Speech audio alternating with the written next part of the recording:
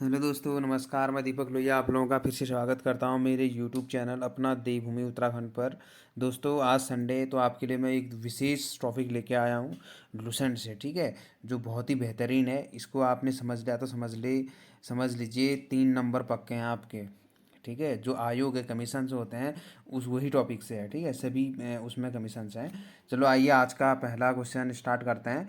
निर्वाचन आयोग ये 324 के भीतर आता है। ठीक है, जो 324 आर्टिकल है उसके भीतर निर्वाचन आयोग आता है। संविधान की जो भाग 15 है ना दोस्तों, संविधान का जो भाग 15 है उसमें 324 से 329 में निर्वाचन संबंधित उपबंध दिए गए हैं। ठीक है, भारतीय संविधान निर्वाचन की स्थापना 25 जनवरी 1950 को हुई थी।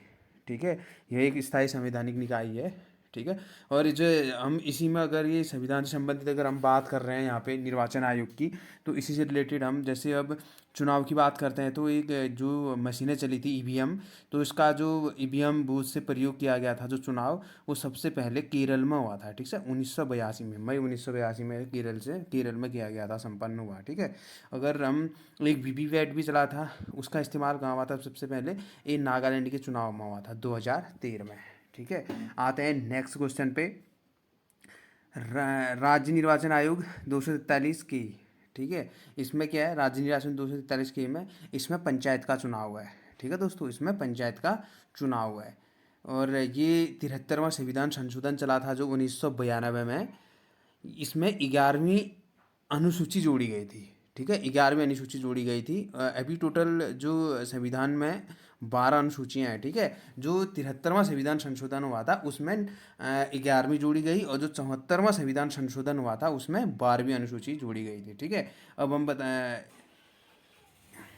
तो दोस्तों इसमें थोड़ा सा मैं बता लेता हूँ। जो 73वां संविधान संशोधन जोड़ा था 1992 में, 11वीं अनुसूची जोड़ी गई थी।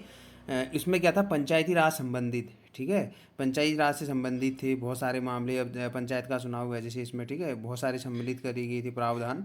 इस संविधान संशोधन के द्वारा संविधान में भाग 9 को जोड़ा गया था। ठीक है, इसमें भाग 9 को जोड़ा गया था। 73वें संविधान संशोधन में भाग 9 को जोड़ा गया था, जिसमें मतलब जो अनुच्छेद थे इसके भीतर जैसे 243 का 243, फिर 243 का ए, 243 का बी, ऐसे करते हुए 243 का ओ तक जोड़े गए थे अनुच्छेद। ठीक है, जो 73वें संविधान में आता है। ठीक है, जो 73वां संविधान संशोधन हुआ था उसमें। ठीक है, और फिर 74वां संविधान संशोधन जो करा था उसमें क्या हुआ था, ये 1993, ठीक है, 1 साल बाद करा था। उसमें क्या हुआ था कि इसके अंतर्गत संविधान में 12 अनुसूचियाँ जोड़ी गई थी। ठीक है, 12वीं अनुसूची जोड़ी गई थी इसमें।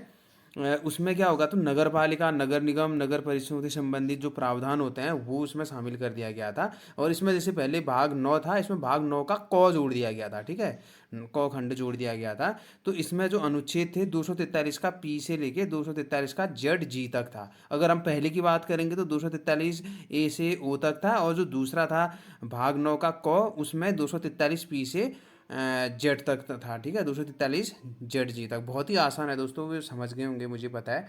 ठीक है, बहुत ही आसान है। यहाँ पे जो बहुत ही जो इम्पोर्टेंट टॉपिक हैं, जो बहुत ही फैक्ट हैं, जो एग्जाम के बेस से आते हैं, एग्जाम के अकॉर्डिंग जो टॉपिक हैं उसी को मैं थोड़ा एक्सप्लेन करूँगा। ठीक है, जैसे मैंने 2 टॉपिक बहुत ही एक्सप्लेन करे, ये बहुत ही इंपॉर्टेंट है। आते हैं नेक्स्ट क्वेश्चन पे। संघ लोक सेवा आयोग। ठीक है, संघ लोक सेवा आयोग क्या है दोस्तों, इसमें 315 से 323 तक होता है। ठीक है, 315 से 323 तक जो अनुच्छेद हैं वो हैं।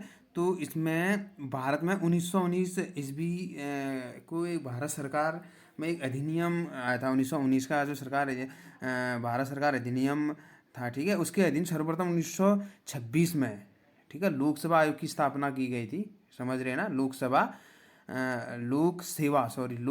जो होती है, सभा अलग चीज़ है, लोक सेवा आयोग की स्थापना की थी। ठीक है, लोक सेवा आयोग की स्थापना की गई थी 1924 ईस्वी में। विधि आयोग ने सिफारिश करके संघ लोक सेवा आयोग के अध्यक्षता सदस्यों की नियुक्ति ये राष्ट्रपति के द्वारा की जाती थी। ठीक है, कहने का मतलब ये है कि 315 से 323 तक जो भारत का 1919 का सरकारी भारत सरकार अधिनियम था, उसके द्वारा 1926 में इसकी स्थापना की गई थी। हाँ, यूपीएससी जिसको हम कहते हैं। ठीक है, संघ लोक सेवा आयोग। ठीक है, और आप ये बताइए, यूपी संघ लोक सेवा आयोग का वर्तमान अध्यक्ष कौन है। ठीक है दोस्तों, ये आपके लिए एक क्वेश्चन हो गया। ठीक है, आते हैं नेक्स्ट क्वेश्चन पे। वित्त आयोग 280 क्या है? वित्त आयोग। ठीक है, 280 में वित्त आयोग। दोस्तों बहुत बार ये क्वेश्चन आया है वित्त आयोग वाला। शायद इस बार जो एलटी का पेपर था, शायद, हाँ मुझे अच्छे से याद नहीं है, उसमें भी था शायद ये क्वेश्चन। वित्त आयोग 280 में आता है। ठीक है, तो संविधान के अनुच्छेद 280 में वित्त आयोग के गठन का प्रावधान किया गया है। ठीक है, इसमें क्या कहा कि वित्त आयोग के गठन का अधिकार राष्ट्रपति के द्वारा होता है। ठीक है, इन आयोग में राष्ट्रपति द्वारा एक अध्यक्ष होता है और 4 अन्य सदस्य चुने जाते हैं, मतलब नियुक्ति किए जाते हैं राष्ट्रपति के द्वारा। ठीक है, और इसमें एक जैसे 280 में तो हमने पढ़ दिया कि इसमें क्या है, वित्त आयोग है। उसके बाद ठीक 281 वाला जो अनुच्छेद है, उसमें वित्त आयोग को जैसे संसद के सामने जो दोनों सदन होते हैं, जो लोकसभा और राज्यसभा, ठीक है, वो प्रत्येक सदन के समक्ष मतलब राष्ट्रपति जो है अपना वो रखता है, क्या रखता है, सिफारिश रखता है, रिकमेंडेशन करता है कि ठीक है, कि मैंने ये रखा है इस टाइप से। ठीक है, ये उसके तहत रखता है ये आयोग। ठीक है, उसके सिफारिश उसकी समक्ष रखता है। ठीक है, आयोग के। और इसमें क्या होता है, जैसे अब आप ये बताइए, ये वित्त आयोग का पहला अध्यक्ष कौन था? ये मैंने बीच में आपको एक टॉपिक भी दिया था, उसमें मैंने बताया था वित्त आयोग का जो पहला अध्यक्ष था वो केसी नियोगी थे। ठीक है, 1952 से 1957 तक इनका कार्यकाल रहा था।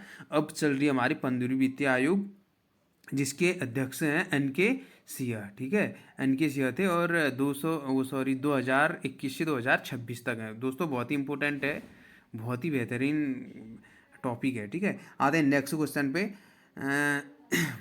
राज्य वित्त आयोग 243 आई में है। ठीक है, 243 का आई में क्या है, राज्य वित्त आयोग है।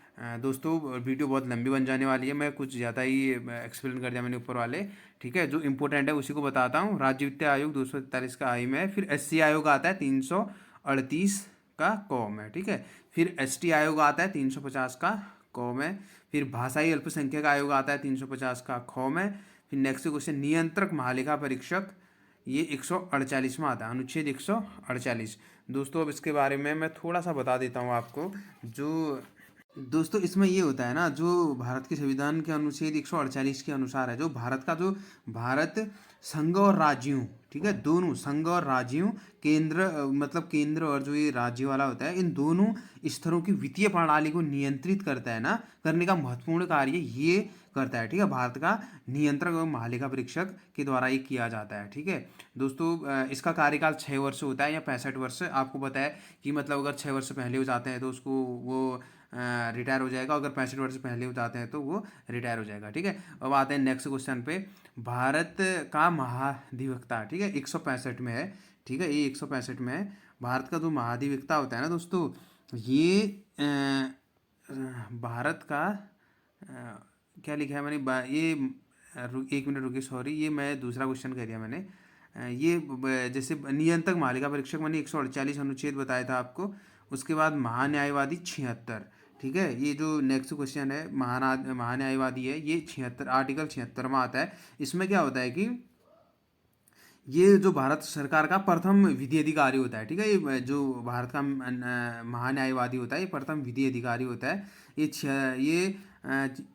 76 के अनुसार इसकी नियुक्ति राष्ट्रपति करता है। ठीक है, अनुच्छेद 76 के अनुसार इसकी नियुक्ति राष्ट्रपति के द्वारा होती है। ठीक है, और आते हैं नेक्स्ट क्वेश्चन पे। इसका भी बहुत बड़ा सहयोग रहता है दोस्तों। अब वीडियो ज़्यादा लंबी रह जाने वाली है बहुत ही, तो आते हैं नेक्स्ट क्वेश्चन में। राज्य का